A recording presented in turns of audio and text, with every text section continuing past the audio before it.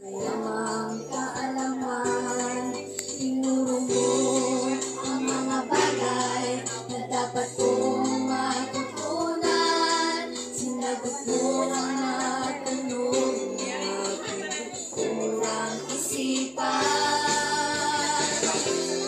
Kahit na ikaw ay nahirapan, tungkulin mo iyong ginampanan.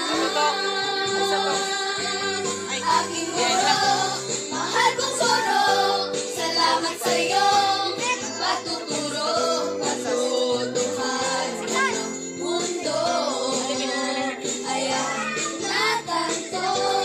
Ikaw ang aking bayani, handang ialay ang iyong sarili para sa aking kapakanan. Ikaw ang gabay upang